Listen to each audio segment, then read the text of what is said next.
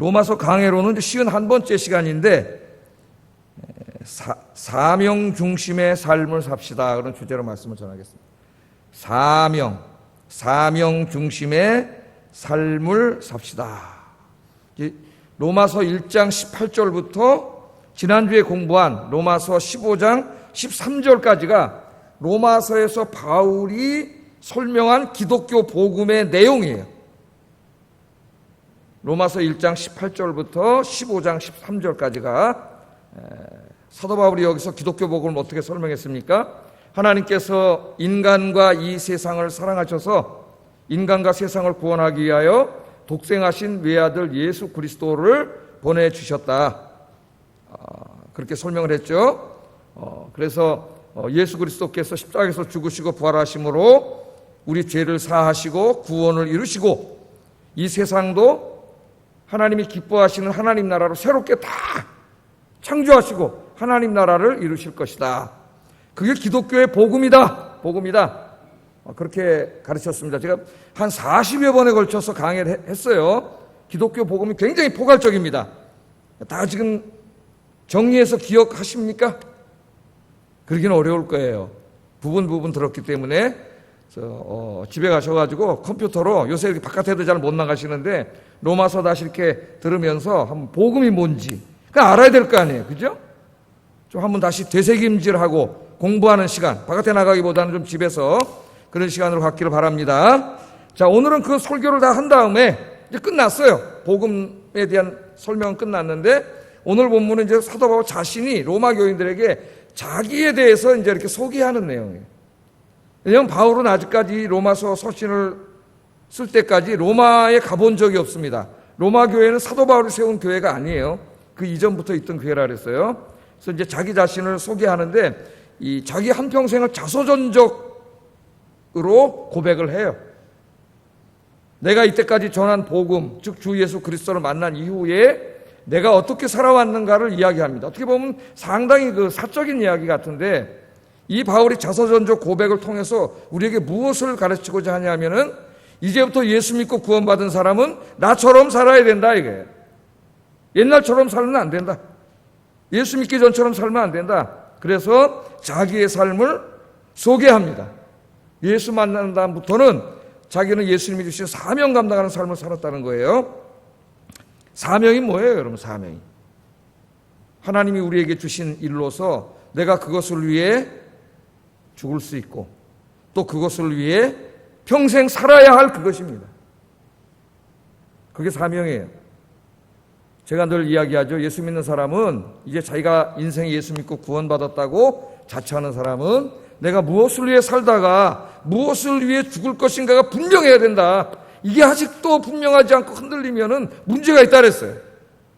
오늘 이 바울의 이야기를 들으면서 여러분 자기 자신의 사명을 깨닫고 사명 중심의 삶을 살아가기로 다짐하는 시간이 되기를 주의 이름으로 축복합니다. 그럼 한번 이제 이 본문을 통해서 주신 말씀을 보겠어요. 이 본문 전체 내용을 읽어보면 사도 바울은 자기 자신의 사명이 무엇인가를 분명하게 알고 살았다. 첫 번째 우리가 그래서 발견할 수 있습니다. 그러니까 내가 이제 예수 믿은 다음에는 무엇을 위해 살다가 무엇을 위해 죽어야 되는가가 너무나 분명하게 그걸 알았다는 거예요. 사도 바울. 그게 사명인데 그게 뭘까요? 16절 한번 읽어봅니다. 16절 시작.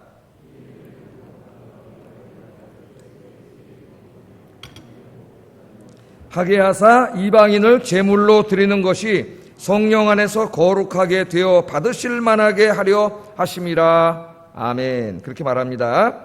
자, 이 은혜는 자기가 이때까지 전한 복음입니다. 복음을 통한 하나님의 은혜죠. 이 은혜는 하나님께서 자기에게 은혜를 베푸시고 구원해 주신 그 이유와 목적이 뭐냐? 그걸 설명하는데 그건 뭐냐면은 나로 이방인을 위하여 그리스도 예수의 일꾼이 되게 하려 하십니다. 그렇게 딱 정리하고 있어요. 자기 인생을. 자기가 예수 믿고 구원받은 다음에 자기에게 주신 분명한 사명이 있다는 거죠. 예수님께서. 그게 뭐냐면은 이방인들에게 찾아가서 복음을 전하고, 그러면 이제 전도된 사람들이 있을 거 아니에요. 그죠? 그 사람들을 통해서 뭘 세워요? 거기다가 교회를 세우는 거죠. 그러니까 복음을 전하고 거기다가 교회를 세우는 것이 하나님께서 자기에게 주신 사명이라는 거예요. 사도 바울은 예수님 만나기 전에는 그런 생각도 없었겠죠.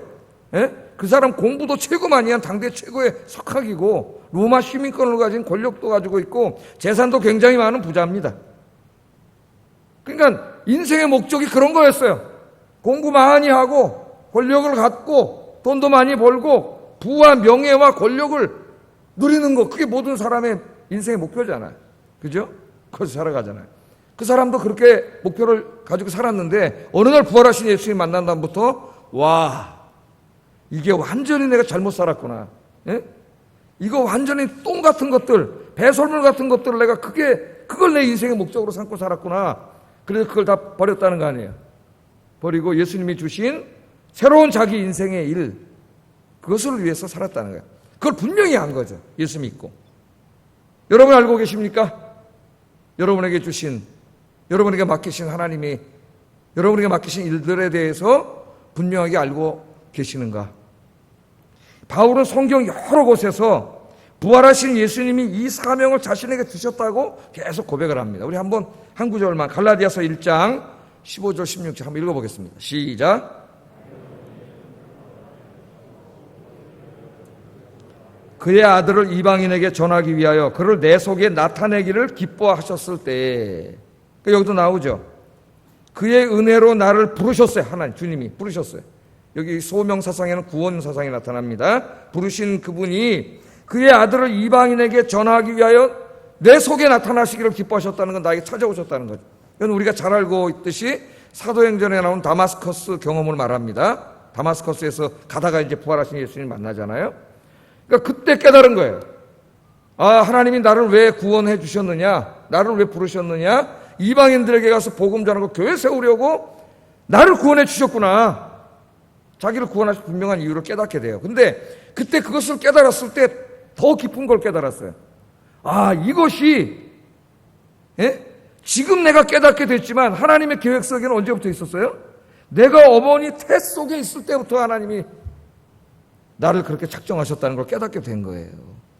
바울이 물론 이것을 깨달은 것은 다마스커스로 가다가 성인이 돼서 다마스커스로 가는 중에 부활하신 예수님을 만나고 깨달았지만, 깨닫고 보니까 더 깊은 내용을 알게 됐는데 내가 어머니 태 속에서부터 하나님은 내 인생을 다 계획해 오셨다는 거죠.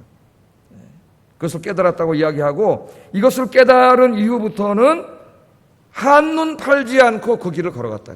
세상에 한눈 팔지 않고. 빌립보서 3장 14절 읽어보겠습니다. 시작. 달려가노라. 아멘.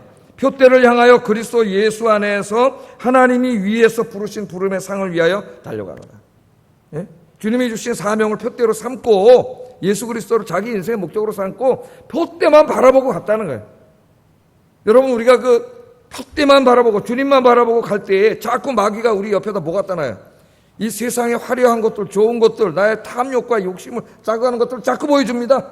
예? 텔레비전만 틀어도 막 광고가 나오는데 막 너무나 좋은 것들이 막 너무나 많이 보이죠. 컴퓨터 틀어도 거기 나오고 핸드폰에도 나오고 이걸 가져야 행복하다고 막 유혹을 하죠. 거기 쏘가 마귀에게. 근데 바울은 흔들리지 않고 내가 예수님 만나고 구원받고 예수님이 나에게 분명히 넌 이걸 위해 살아야 돼 앞으로, 그렇게 한 다음부터는 흔들리지 않았다는 거예요.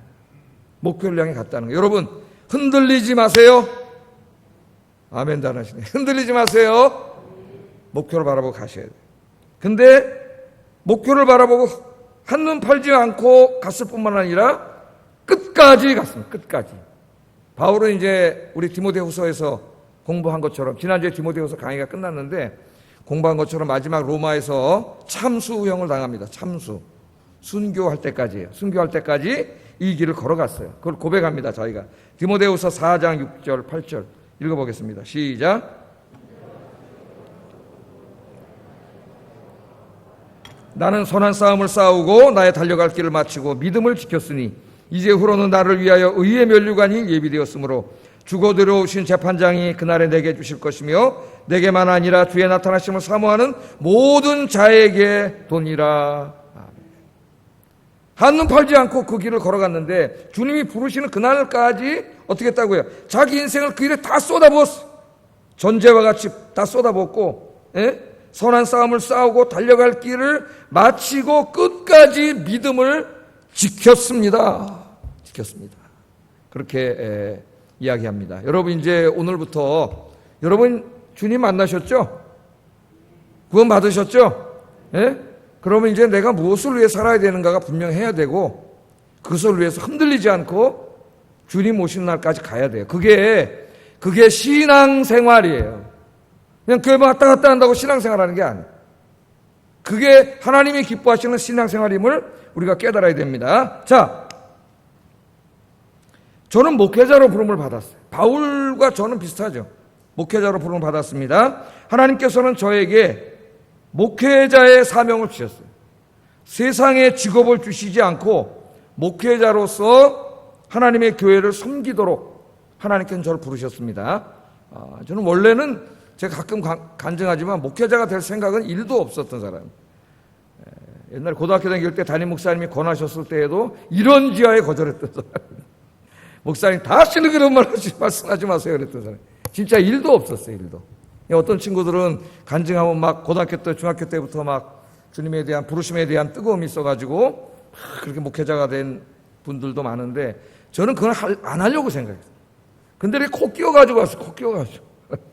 왜 나한테 좀 별로 목회 못하는데 끌고 왔는지는 잘 모르겠어요. 그래서 하나님이 저는 세상 일은 주시지 않고 하나님의 교회만 섬기도록 저에게 주셨습니다. 특별히 목사가 돼서도 선교사가 되거나 신학교 교수가 아니고 지역교회를 섬기는 목회자로 부르셨어요. 또 무슨 기독교 사회운동하는 사람으로 부른 것도 아니고 교회를 섬기는 목회자로 불렀습니다. 요새 목회자들 중에 이거 헷갈리는 사람이 있어요. 자기가 교회 목회자가 된 이상은 이 구분할 줄 알아야 됩니다. 제가 항상 아이언교회를 담임하는 목사라는 저는 그 사명감을 가지고 살아가요. 하나님께서 이 교회를 저에게 맡기셨기 때문에 저는 이 주님 오실 때까지 이 교회를 지키고 이 교회에서 주일날마다 주일을 성수하고 예배하라고 하나님 명령하셨기 때문에 저는 목숨을 걸고 예배를 드립니다. 이 교회는 주님 오실 날까지 존재해야 되기 때문에 존재하면서 예배하고 선교해야 되기 때문에 저의 사명은 이 교회를 지키고 성도들을 섬기고 양육하고 교육하고 이게 하나님이 저에게 주신 사명이에요. 그래서 저는 교회를 지키는 데 목숨을 겁니다. 이 교회를 파괴시키는 그 어떤 세력도 용납하지 않습니다. 그럴 때는 제가 목숨을 걸고 싸워요. 왜? 하나님이 나에게 주신 사명이기 때문에. 저는 그걸 깨닫고 이 길을 갑니다. 제가 만약 이 사명을 망각하는 순간 제 인생은 방향을 잃게 되고 목회도 방향을 잃게 되고 교회는 세속화되고 엉망진창이 될 거예요. 그래서 제가 이 길을 걸어갈 수 있도록 여러분들 기도해 주시기를 주의 이름으로 축복합니다. 자, 바울과 저는 목회자로 부름을 받았지만 오늘 예배에 오신 여러분들은 목회자로 부르시지 않았어요. 하나님. 여러분들은 평신도 사역자로 하나님께서 부르셨습니다. 여러분들은 생계를 위하여 다른 직업을 가지고 살아야 돼요. 직장 생활에 일을 해야 돼요. 생계를 가지고 다른 직업을 가지고 살면서 하나님을 섬기도록 부름받은 게 여러분들이에요. 그러므로 첫 번째, 하나님이 주신 사명을 생각할 때 우리의 사명은 우리가 하고 있는 일과 밀접하게 관련이 되어 있습니다. 여러분이 내일부터 세상에 나가잖아요. 그래서 요새 토요일날 쉬는 데도 있고 안 쉬는 데도 있고 그런데 보통 쉬더라고요. 요새는 5일밖에 일 안 하더라고요. 그러면은 그 일하는 동안 하나님 주신 일이 있잖아요. 그 일과 하나님이 주신 사명과 밀접한 연관이 있다는 거예요. 그래서 우리 종교개혁 이후부터 우리 칼빈이나 이런 종교개혁자들, 루터도 마찬가지고 기독교인의 직업을 잡이라고 하지 않았어요. 잡이라고. 단순히 잡이 아니라 이거는 콜링이다. 콜링이 뭐야? 하나님의 소명이죠. 소명. 부르심. 하나님의 부르심으로 받아들였대요. 단지 이것이 나의 생계, 육신의 필요를 공급받기 위한 것만이 아니라 이 일을 통하여 하나님이 이루고자 하시는 어떤 목적이 있다.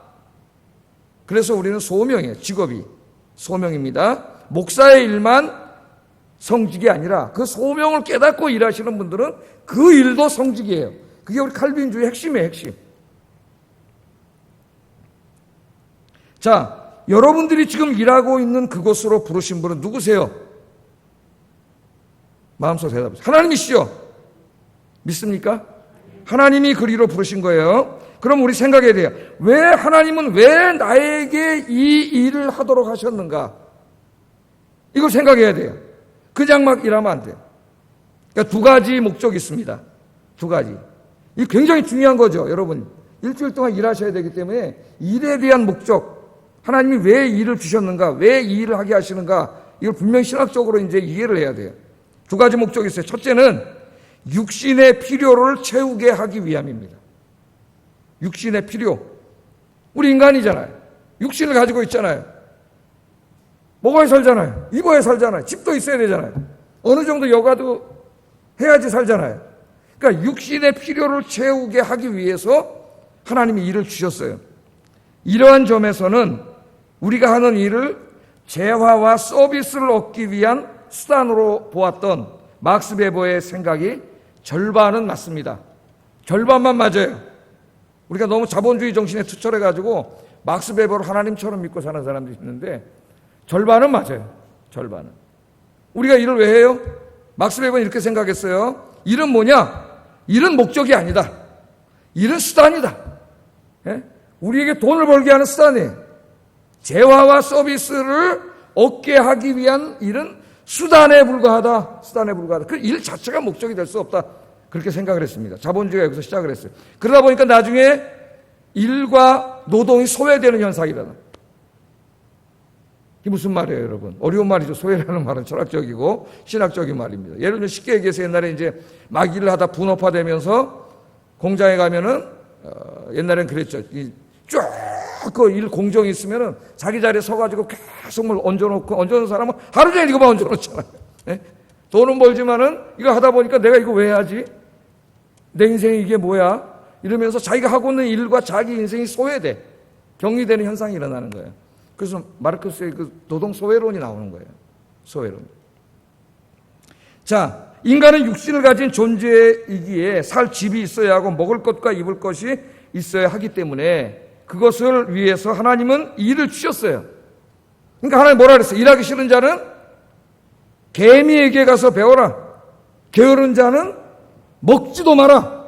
먹지도 마라 그랬어요. 당시에 그 데살로니가 교회 안에 성도들에게 가르쳤죠. 사도 바울이 하나님께서 많은 복을 주신 분들이 주변에 어려운 분들, 성도들을 도와주라고 가르쳤어요. 도와주는데 도와주다 보니까 이게 폐습이 생기는 거야. 폐습이 뭐예요? 어떤 사람들이 나쁜 생각을 가지고 일 안 해도 이것만 받아도 훨씬 더 잘 많이 버네? 일을 안 하는 거예요. 얻어먹는 게 습관이 돼버리는. 그래서 이게 아니잖아요. 그래서 데살로니가 후서에서는 하나님께서 바울을 통하여 더 자세히 가르쳐라. 그게 뭐예요? 일하기 싫은 자 먹지도 마라. 굶겨 죽이라 그랬어요, 하나님이. 일 안 하고 게으른 자는 굶어 죽도록 내비로 들어왔어요. 그런 사람을 도와주는 거는 기독교의 구제하고 아무 관계가 없습니다. 그러니까 우리는 열심히 일해서 자기 것을 벌어야 돼요. 자기가 쓸 것을. 그런 면에서 막스 베버의 이야기는 50%는 맞다. 그러나 하나님께서 우리에게 직업을 주신 것은 단지 이러한 육신의 필요를 채우기 위한 수단만은 아닙니다. 거기서 끝나면 예수 안 믿는 사람하고 하나 다를 게 없어요. 여러분이 내일부터 직장에 나가서 일하는 목적이 똑같아요. 똑같아요. 그것만 수단만은 아니에요. 그 예일대학의 신학부 교수인 미로시라프 볼프라고 하는 사람이 있습니다. 이 사람이 쓴 책이 이제 최근에 번역이 됐는데 일과 성령이라고 하는 책이 있어요. 일과 성령. 제가 미국에서 공부할 때 한 20여 년 전에 제 선생님이었기 때문에 제가 사가지고 읽으려고 사놔서 몇 번 이렇게 건성으로만 읽다가 읽지는 않았어요. 근데 최근에 번역이 돼서 이제 한글로 번역이 잘 돼가지고 제가 다 읽었습니다. 아마 우리가 하고 있는 직업, 일에 대해서 신학적으로 분석한 가장 훌륭한 책이에요. 책이 좀 어려운데 한 번은 꼭 읽어봐야 되지 않을까 그런 생각이 듭니다. 제가 볼 때. 자, 일과 성령이라고 하는 책에서 뭐라 그랬냐면 일은 재화와 서비스를 얻기 위한 수단일 뿐만 아니라 수단이기도 하지만 일뿐만 아니라 일 그 자체가 목적이라는 놀라운 말을 합니다. 아니, 목사님의 일은 그냥 그 일 자체가 목적인지 알겠는데, 아니, 우리가 직장에 나가서 지금 너무나 다양한 일들을 하잖아요, 여러분들. 그 일 자체가 목적이라고요? 나는 이때까지 일은 수다여로만 생각했는데, 그래서 이렇게 기도했는데, 하나님 아버지 일 잘해가지고 돈 많이 벌어서 하나님 섬기게 해주세요. 맞아요, 안 맞아요? 그 말만 해도 참 은혜스러워요, 은혜스러워. 그런데 그 말이 다 맞는 말 아니에요. 그렇게 되면은 일은 수단이 되고, 그죠? 돈을 벌어서 그걸로 뭐 하는 게 목적이 되잖아요. 그것도 훌륭한 거지만은 그게 잘못된 거예요. 일은 그 자체가 목적입니다. 그 자체가 목적이에요. 이게 무슨 말이냐? 이게 무슨 말이냐? 미로시라프 볼폰이 이렇게 얘기합니다. 하나님께서 우리들에게 이 일을 하도록 허락하신 것은 그 일을 통하여 하나님의 새 창조 사역에 동참하게 하기 위함이다. 그게 무슨 말입니까? 자, 아담과 하와를 창조하시고, 하나님이 이 세상을 창조하셨죠. 온 우주 만물을 창조하셨어요. 이게 하나님의 나라라 그래요. 그런데 아담과 하와가 죄짓고 타락한 이후부터 그 죄를 갖고 태어난 모든 인간이 날마다 하는 짓이 뭐냐면 죄를 지음으로 하나님의 나라를, 이 세상을 어떻게 해요? 죄로 오염시키고 파괴시키고 이런 일을 해왔어요. 지금도 인간의 죄성을 이용해서 계속 오염시키고 파괴시키는 일을 하고 있습니다. 그대로 내버려 두면은 인간의 세상은 인간의 죄악성 때문에 다 파괴돼서 지옥이 돼요. 아무도 살 수 없는 지옥이 돼버려요. 근데 하나님이 사랑하시기 때문에 그대로 내버려 두지 않고 인간과 이 세상을 구원하기로 하셨어요. 구원하기로. 그래서 2000년 전에 외아들을 보내셔가지고 그 예수님께서 십자가에서 죽으시고 부활하심으로 이 세상과 인간을 새롭게 창조하는 것을 2000년 전에 이미 시작하셨고 지금도 새 창조 사역을 계속 하고 계십니다. 이 일의 완성은 언제 이루어지냐면은 종말에 이루어져요. 우리 예수님이 재림하실 때 그때 하나님은 이 땅에 죄악으로 오염되고 파괴된 모든 것들을 싹 치유하시고 완전히 새롭게 창조하셔서 이 세상과 우주를 하나님의 나라로 만드실 거예요. 그러나 그 새 창조는 그때 그냥 하나님이 갑자기 만드는 게 아니야. 지금 이 시간에도 하나님은 계속 새롭게 창조하고 계세요. 치유하고 계시고 깨끗게 하고 계세요. 누구를 통해서? 예수 믿고 구원받은 여러분들을 통해서. 여러분들이 어떤 것을 통해서? 여러분들이 하시는 일을 통해서입니다. 일을 통해서. 그러니까 여러분 내일 월요일부터 하나님은 여러분 세상에 보내시는 거예요. 그러면 여러분 다양한 일을 하고 있잖아요. 그럼 여러분들이 일터에 가서 열심히 일을 해. 열심히 일을 하세요. 그게 나쁜 일이 아닌 이상, 무슨 거짓말하고 사기치고 마약 팔아먹고 음란하는 거고 이런 거 아닌 이상, 선한 일인 이상은 그 일은 그 자체가 목적이에요. 그래서 여러분의 분야에서 여러분이 열심히 일을 함으로 여러분들은 뭘 하는 거예요? 하나님의 새 창조 사역을 하고 있는 거예요. 종말에 하나님이 이루실 새 창조를 여기서 미리 지금 선제적으로 하고 있는 것이 여러분의 일입니다. 그러니까 자기가 하는 일을 이렇게 신학적으로 이해하고 깨닫는다면 내일부터 직장에 나가는 태도가 달라져요. 일을 단지 그 재화와 용역을 벌어들이는 수단으로만 생각하면 어떻게 되겠어요? 아유, 또 내일 월요일, 내일은 놀구나. 내일은 놀아. 내일 월요일 직장 가야 되잖아요. 직장 가기 싫어 죽겠는데 내가 마누라하고 애 새끼 먹여 살리려고 내가 이거 가가지고 그냥 욕 먹으면서 해야 되는구나. 일이 이렇게 다가오잖아요. 일이 직장 가기 너무 싫어지고. 그런데 이 일을 수단으로 생각하지 않고 하나님이 이 일을 하도록 나를 부르셨구나. 내가 내일 나가서 하는 일은 이 땅에 하나님의 나라를 이루고 새 창조를 하는 일에 내가 주님의 손과 발이 되어서 일하는 거구나. 그걸 신학적으로 깨닫는 순간 여러분 하는 일의 의미가 달라집니다. 내일부터.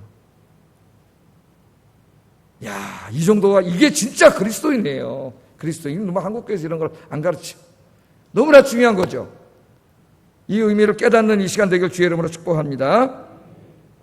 자, 너무 딱딱한 신학적인 얘기하느라고 저도 땀이 나네, 막. 신앙 얘기하려고 그러면 저도 힘들어요. 이걸 처음부터 다 이해시켜야 되기 때문에. 그래서 미국에 가면은 제가 살던 동네에 세계에서 제일 유명한 공대가 있습니다.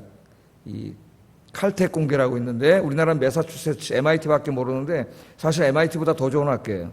칼텍 공대라고.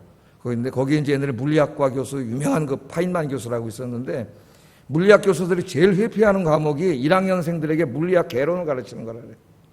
왜냐면 물리학에 대해서 아무것도 모르는 애들이 이제 고등학교 졸업하고 와 있는데 여러분이 그렇다는 게 아니에요. 그건 아닙니다. 이걸 다 설명하려면은 최고의 교수가 가르쳐야 된다는, 개론이라고 아무나 가르치는 게 아니라 이걸 완전히 다 이해해서 그들의 언어로 쉽게 설명해 줄 수 있는 사람, 그 사람이 가르친대요. 그 사람이 서로 다 깊이 한대요, 이 말을. 오늘 조금 이 말씀을 이제 부드러운 얘기로 한번 해보겠습니다. 부드러운 얘기로. 시인 중에 나태주라고 하는 시인이 있어요. 이문혁 장로님하고도 잘 아신다 그래요. 나태주라고 하는 시인이 있는데 이분이 언젠가 그 EBS 방송에 나와서 시인으로서 이렇게 대담하는 프로를 봤는데 그때 내가 이 시를 알게 됐습니다. 이 시를 읽고 깜짝 놀랐어요. 한번 읽어보겠습니다. 시작. 예, 마당을 쓸었습니다. 지구 한 모퉁이가 깨끗해졌습니다. 그 옛날 우리 아버님이 이제 마당을 잘 쓰셨는데 동네 옆집까지 다 쓸어줘가지고 옆집에서 젊은이들이 꾸벅꾸벅 인사를 많이 했어요. 저 마당을 하나 쓸었어요. 예? 마당을 쓸면서 이렇게 생각했다고 보세요. 아이고, 그놈의 새끼들이 또 여기다 쓰레기를 버리고, 담배꽁초 버리고 갔냐? 바람은 또 왜 이렇게 많이 불어서 이게 날라왔냐? 이러고 마당을 쓸면은 마당 쓰는 게 고역이죠. 예? 아무 의미가 없어요, 자기 인생에. 그냥 고생할 뿐이야. 안 하면 지저분해지니까. 그런데 오늘 여기 이 말씀을 이 사람은 어때요? 마당을 쓸었습니다. 그리고 거기 엄청난 의미를 부여합니다. 지구 한 모퉁이가 깨끗해졌습니다. 이런 마음을 가지고 마당을 쓰는 사람은 그 마당 쓰는 일이 얼마나 의미 있을까요? 예? 그렇죠? 그래서 제가 이걸 신학으로 한번 풀어보면 어떤 말이에요? 오늘 마당을 쓸었습니다. 하나님의 창조하신 세상 한 모퉁이가 깨끗해졌습니다. 단지 내가 마당을 쓰는 거는 마당 쓰는 노동 하나 한 것, 거기서 끝나는 게 아니고 하나님이 이 세상을 깨끗게 하시는 창조 사역을 내가 매일 하고 있는 거죠. 그런 그 마당 쓰는 일이 얼마나 이게 자기 인생에 의미가 있는 일이 되겠어요. 자, 이걸 한번 직업에다가 한번 적용해 봤습니다, 제가 새벽 기도 올 때면은 아침에 이렇게 이제 거리를 청소하시는 시청소속, 구청소속 이렇게 해서 청소하시는 분들이 있죠. 이걸 직업으로 하시는 분들이 있는데 이분들이 이 일을 하시면서 이걸 단지 그냥 나에게 어떤 재화와 용역을 제공하는 수단이라고만 생각한다고 한번 생각해 보세요. 나 이거 먹고 살기 위해서 진짜 이거 하는데 왜 이렇게 길거리 담배꽁초 많고 쓰레기 많고 가을엔 또 여기 바람이 불어가고 낙엽이 떨어지면 매일 쓸어봐야 끝도 안 없어요. 그렇게 하면은 이 일이 얼마나 힘들고 고통스러운 일이 되겠습니까? 그 수단으로만 생각한다면 말이죠. 그러나 이분이 오늘 제 설교를 들었거나 기독교인만 깨달을 수 있겠죠.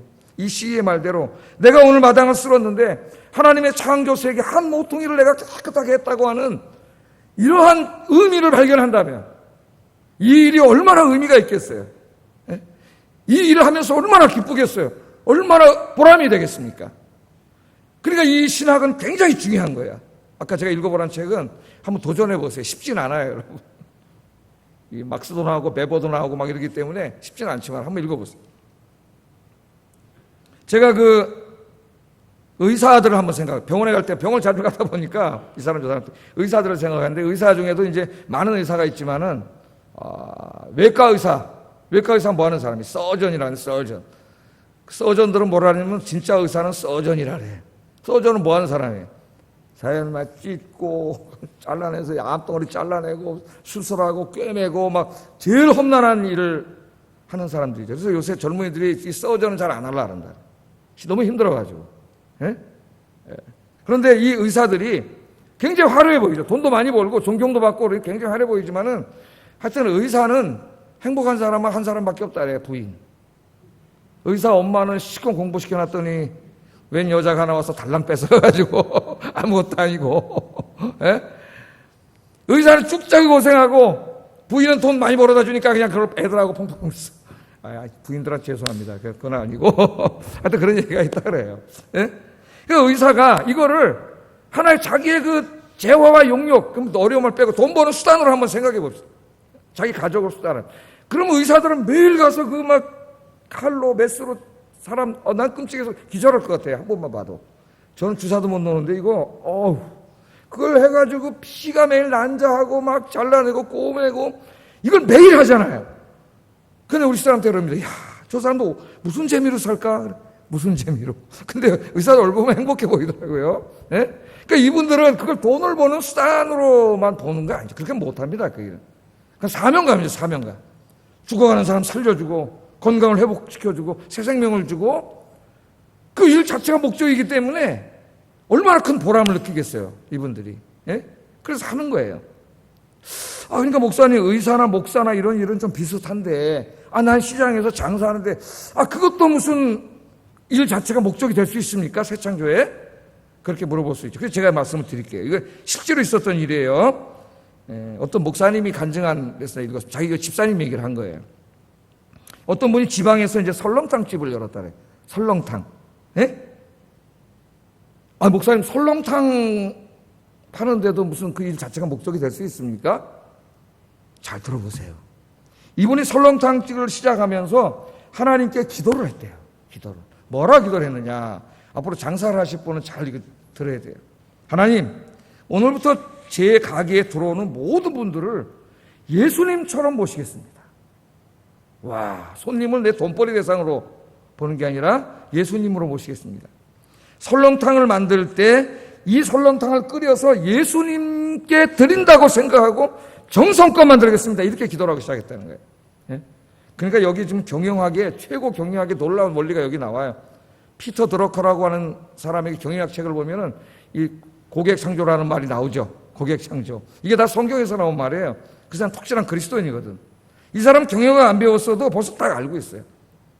돈 벌기 위해서 이렇게 마음을 먹은 게 아니라 진짜 신앙인으로서 그렇게 마음을 먹은 거예요. 내 가게에 오는 모든 사람을 예수님처럼 생각하고요. 예수님이 우리 집에 오시면 여러분 설렁탕 어떻게 끓여드리겠어요? 뼈다고 3등품 뼈다고 사다 끓여드리겠어요? 제일 좋은 1등품 뼈로 끓여드리겠지. 예수님이 집에 오신다면. 인간 목사가 와도 제일 좋은 걸로 주는데. 예? 그렇게 한 거예요. 자, 이분은 기도한 대로 장사하기 시작했답니다. 뼈하고 고기 최고 질 좋은 걸로 샀대. 그러면 이문이 많이 남을까요? 안 남을까요? 이문이 많이 안 남겠지. 예?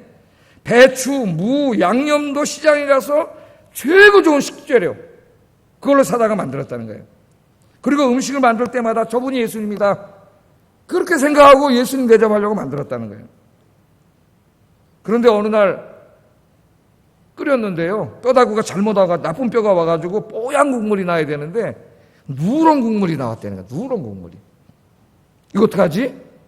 그래서 거래처에다 전화를 했더니 거래처 분이 하시는 말씀이 아이고 사장님 거기다 프림을 싹 집어넣으면은 뽀얗게 변합니다. 그 프림 넣어서 팔아먹으세요.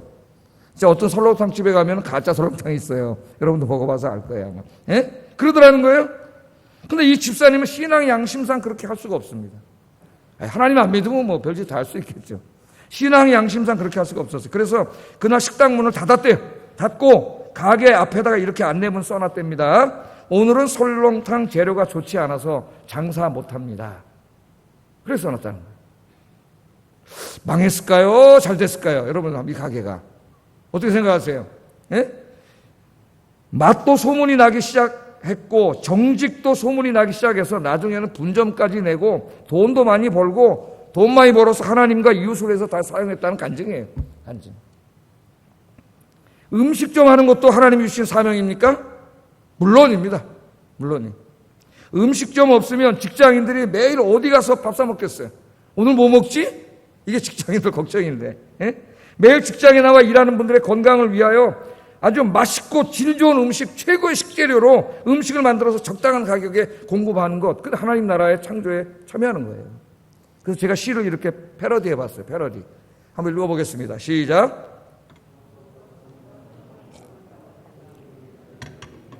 정성껏 설렁탕을 만들었다. 가족을 위해 일하는 모든 분들이 건강해졌다. 네? 그럼 이게 바로 새 창조에 참여하는 중요한 일이 되는 거죠. 단지 설렁탕, 나에게 돈을 벌게 해주는 생계의 수단만이 아니라 물론 그것도 되지만 더 중요한 궁극적인 목적, 이것을 통해서 하나님 나라를 이루어가는 일에 내가 쓰임받고 있다고 하는 거예요. 이분들에게 이렇게 맛있는 질 좋은 음식을 적당한 가격에 공급해 주는 것만큼 좋은 일이 어딨어요.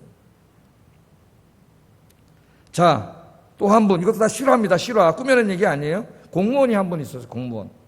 근데 이분이 하시는 일이 모교의 집사님이고 톡실한 그리스도인이었는데 인허가를 내주는 부서에 근무해요. 인허가. 옛날에 타락한 시대에는 인허가 내주는 부서에 앉아있으면 아파트 몇 채 삽니다. 몇 채 사요. 진짜로. 한 번은 사업을 하는 분이, 젊은 분이 프로젝트를 하나 가지고 찾아왔답니다. 인허가를 내달라고. 내용을 살펴보니까 상당히 전망이 있더래요. 젊은 분이. 그래서 허가를 해주려고 마음을 먹었대요. 그런데 보니까 몇 가지 일 때문에 시일이 좀 지체됐답니다. 지체됐대요. 근데 어느 날 며칠 후에 이 프로젝트를 제출한 분이 찾아와서 흰 봉투를 하나 딱 꺼내주더라. 뭐 들었을까요, 그 안에? 에? 어려운 문제입니까? 돈 들었겠지, 돈. 에? 뇌물을 안 줘서 그러나 보다. 돈을 안 줘서 그러나 보다. 에? 그래야 돈을 가지고 온 거예요. 급행열차 타려고 빨리 좀 해주세요. 그 돈을 내더라는 거예요. 그래서 이 집사님이 봉투를 다시 돌려주면서 예수 믿는 사람이잖아. 에? 이렇게 말했답니다. 선생님, 저는 예수 믿는 사람입니다. 눈물 나오지 않습니까, 여러분? 저 예수 믿는 사람이에요. 예? 이 돈 받을 수 없습니다. 안 그래도 선생님 프로젝트가 너무 참신해서 허가 내주려고 일을 진행시키고 있습니다. 조금만 기다리세요. 곧 허가해 드리겠습니다. 이렇게 이야기해서 돌려보내고 나중에 허가해 줬다는 거예요. 하나님께서 이 집사님 왜 인허가 자리 그 자리로 부르셨느냐? 단지 먹고 살기 위한 생계를 위한 수단만이 아니라 그 수단도 되지만 더 궁극적으로는 이런 일을 하라고, 이렇게 정의와 공정이 지배하는 하나님 나라를 만들라고 보내주신 거예요. 그래서 제가 시를 패러디해 봤어요. 시를 이렇게 읽어보겠습니다. 시작. 공정하게 열심히 검토했다. 정직하게 열심히 일하고 땀 흘리는 사람들이 행복해졌다. 이게 바로 하나님의 새 창조에 참여하는 일이고, 이게 바로 하나님 나라를 이 땅에 세우는 일이에요. 여러분, 제가 여러분 가지고 있는 모든 직업을 다 이야기할 수 없습니다. 왜 이 말씀을 드립니까? 하나님 앞에 가서 곰곰이 왜 하나님이 나에게 이 일을 하게 하시는가를 생각하시고 그 일에 시키신 그 의미를 찾는 게 굉장히 중요해요. 의미를. 그러면 여러분이 하는 일이 내일부터 큰 의미를 갖게 되고 즐거워지고 행복해집니다. 행복해져요. 오늘 대부분의 많은 분들이 전업주부가 계셔요. 전업주부가. 목사님, 그럼 전업 가정주부도 하나님이 주신 사명입니까? 예? 그렇게 물어볼 수 있어요. 물론입니다. 물론. 전업주부는 현재 이 세대를 이끌어가고 있는 남편을 내조하고 미래 세대를 이끌어갈 아이들을 교육하고 양육하는 이 세상에서 제일 중요한 일이에요. 오늘날 이 엉터리 페미니스트들이 이 가정에서 주부가 하는 이 일을 굉장히 하찮은 일로 타락을 시켜놨어요. 성경에서 하나님이 이를 굉장히 중요하게 여깁니다. 건강한 사회는 건강한 가정 없이는 불가능합니다. 건강한 교회도 건강한 가정 없이 불가능해요. 가정이 무너지면 교회가 무너지고 사회가 무너집니다. 전업주부는 건강하고 행복한 가정을 책임지고 있는 매우 중요한 일을 하고 있다. 할렐루야. 잊지 마시기 바랍니다. 뿐만 아니라 우리 그리스도인들은 또 어디에서 사명을 주셨어요? 교회 안에서 하나님이 해야 될 일들을 주셨어요. 직분을 주시고 해야 될 일들을 주셨습니다. 구역장님, 장로님, 권사님, 또 여기 성가대원, 주일학교 교사, 새가족 교사, 1:1 교사, 전도의 임원들, 각 기관의 임원들, 하나님이 해야 될 일을 다 주셨죠. 이것도 사명이에요. 중요한 사명. 이 사명을 여러분 하나님이 맡겨주셨는데 잘 감당하시는 여러분 되길 주의 이름으로 축복합니다. 자, 이처럼 사도 바울은 자기가 해야 될 일을 분명히 알았고 여러분도 분명히 알아야 된다고 가르치고 있어요. 오늘부터 하나님이 나를 이곳으로 부르신 교회 일이든 내일부터 나가서 세상에서 하는 일이든 분명한 의미와 목적을 깨닫고 그 일을 잘 감당하는 여러분 되기를 주의 이름으로 축복합니다. 자, 다음으로 생각해야 될 것은 사도 바울은 이 사명을 깨달은 다음에는 그 일을 하는 데 있어서 최선을 다했다는 거예요. 최선을. 19절 하반절 한번 읽어보겠습니다. 시작. 일루리곤까지 그리스도의 복음을 현만하게 전하였노라. 지도를 한번 보겠습니다. 지도를. 이제 빨리빨리 하겠어요. 저 일루리곤 빨간 거로 그려져 있는 곳은 저 그리스 북부 지방의 지금으로 말하면 알마니아입니다. 알마니아. 내가 저 알마니아까지 가서 복음을 전했다 그래요. 사도행전을 읽어보면은 알마니아까지 간 이야기가 나오지 않아요. 언제 갔는지 잘 모릅니다. 이제 여러분 집에 가셔갖고 사도행전 제가 강의한 것 중에서 사도행전 20장 1절부터 16절 오늘 집에 가서 들으면 저 알마니아로 언제 갔는지 알 수가 있어요. 그러니까 그걸 들어보세요. 지금 다 할 수는 없고. 저 알마니아까지 가서 복음을 전했고 지중해를 3번이나 왔다 갔다 하면서 복음을 증거했으면 나중에는 로마에 갔다가 전승에 하면 저 스페인까지, 그 당시로 말하면 땅끝이에요. 예수님이 땅끝까지 가라 그랬잖아요. 땅끝까지 가서 복음을 전했어요. 그러니까 하나님이 맡겨준 사명을 건성건성한 게 아니라 자기 건강이 허락하고 두 발로 걸어 다닐 수 있는 한, 할 수 있는 한 최선을 다한 거야. 최선을. 이 일을 감당하다가 고난도 엄청 많이 겪었습니다. 우리 한번 읽어볼까요? 고린도후서 11장 23절 27절 시작.